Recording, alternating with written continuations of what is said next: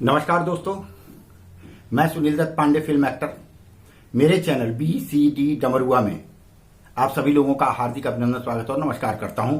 दोस्तों, जो मेरी सत्य घटना पे, जो मेरी जिंदगी में जो कुछ घटनाएं मेरे साथ जो सच्ची घटी हैं, उसी के ऊपर मैं आपसे बातचीत करता रहता हूं।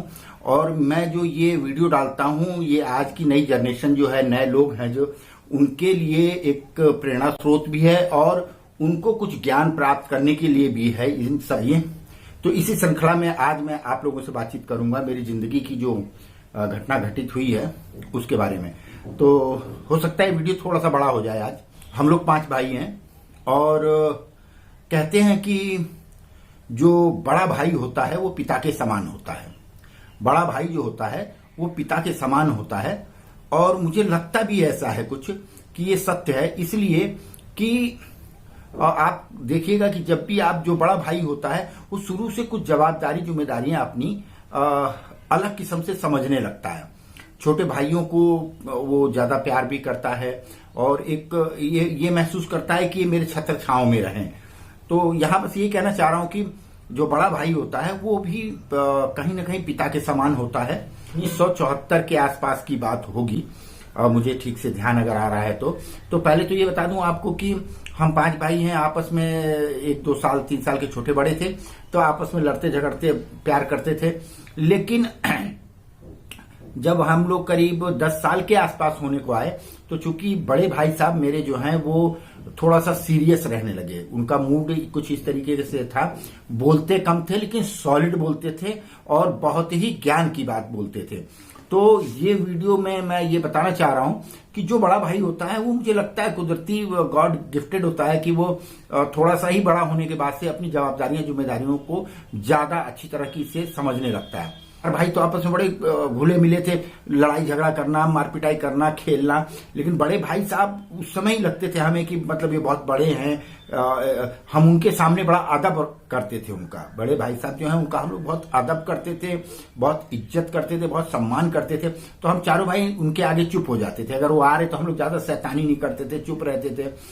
तो अक्सर कभी कभी ऐसा होता था कि बड़े भाई साहब जो है हम लोगों को किसी को अगर बुलाते थे, जैसे तो माता जी बोलती थी, हमारी माँ थी उस समय, अब तो नहीं है, तो माता जी बोलती थी कि बेटा भैया बुलाए हैं। अब भैया बुलाए हैं तो उस समय से ही, जब हम लोग 12 साल 14 साल 15 साल के थे, उसी समय से हम लोगों को लगता था कि पता नहीं क्या हो गया, भैया ने बुलाया है। जैसे पिता बुलाता है तो लगता है ना कि पता नहीं क्या, माँ ने बोला कि पिताजी बुलाए जाओ, तो अब लगता है कि कोई अच्छी बात है या बुरी बात है, क्या हो गया, मार पड़ेगी या क्या होगा। और सन 74-75 की बात है। ये दो घटनाएं हुई, दोनों उसी समय के आसपास की हैं। तो मुझे 2 बार मारा है मेरे बड़े भाई साहब ने। देखा होगा कि वो जो लोग पुराने लोग हैं कि बच्चे क्या करते हैं, जमीन में गड्ढा बना के छोटा सा, और पैसे अगर 4 बच्चे हैं तो 10-10 5-5 पैसे, उस समय तो एक नया पैसा भी होता था, 2 पैसे 3 पैसे 5 पैसे चलते थे हम लोग के समय में। तो 2 3 पैसे लेके गड्ढे में फेंकते थे और फिर उसको मारते थे। आप समझ रहे हो, पैसा फेंकते थे गड्ढे में, आप लोग भी समझ रहे होंगे तो क्या चीज मैं कहना चाह रहा हूं। गलती से मैंने वो खेल लिया। एक पहला दिन था, खेला था और मैं जीत भी गया। मुझे लगा यार ये तो बहुत अच्छा है, बच्चा बुद्धि।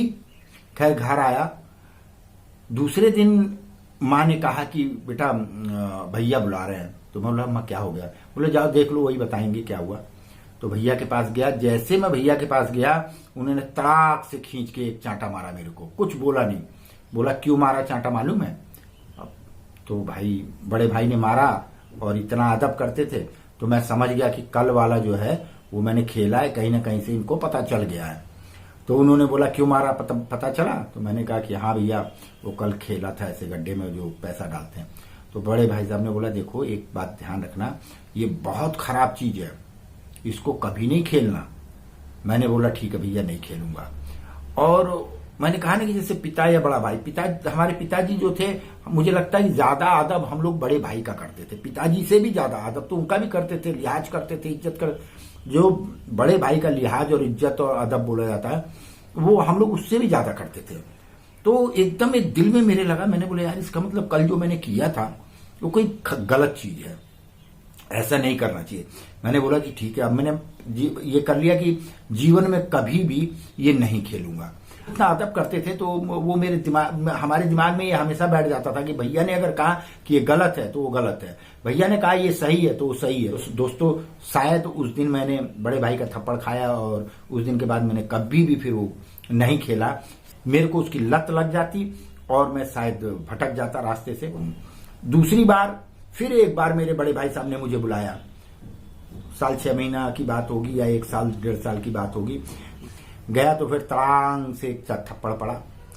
तो पूछे कि क्या क्यों मारा, पता है हुआ ये था कि मेरे दांत में बहुत दर्द हो रहा था और किसी ने मुझे बताया कि आप इसमें तंबाकू रख लो और उसको थूकना भी नहीं, घोंट लेना अगर उसका वो आता है तो। मैंने लिया और मैं बेहोश की हालत में हो गया और जाके घर में सो गया। किसी को पता नहीं। मैं जब उठा सो के शाम को 7-8 बजे सवेरे की बात थी तो भैया बुलाए थे और तंबाकू बहुत गलत चीज होती है, कभी नहीं खाना। तो वो भी मैंने गांठ मार लिया कि भाई जीवन में कभी भी तंबाकू नहीं खाना है। तो मैं यहां सिर्फ यही कहना चाहता हूं आज की जनरेशन को, जो बड़ा भाई होता है उसकी रिस्पेक्ट करें, वो पिता समान ही होता है। और शायद हम लोग इस चीज को मानते थे, इसीलिए शायद किसी गलत रास्ते पे नहीं जा पाए, कभी कोई गलत रास्ता नहीं अपनाया। उन्होंने हमेशा इस चीज का ध्यान रखा। तो दोस्तों मैं यही कहना चाहूंगा कि अपने से बड़ों का, अपने बड़े भाई का रिस्पेक्ट करें, इज्जत करें। तो ये मेरी जिंदगी की सच्ची घटना है और झूठी घटना नहीं है। जो सच्ची होती है उसको सच्ची बताता हूँ, या कोई मजाक कर रहा हूँ या कुछ ऐसा है उसको भी मैं बता देता हूँ कि नहीं ये मजाक है, ये आपके मनोरंजन के लिए है।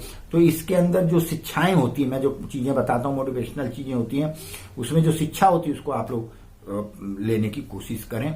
और इसी के साथ दोस्तों मैं एक बार आप सभी लोगों से विदा लेता हूं अगले एपिसोड के लिए।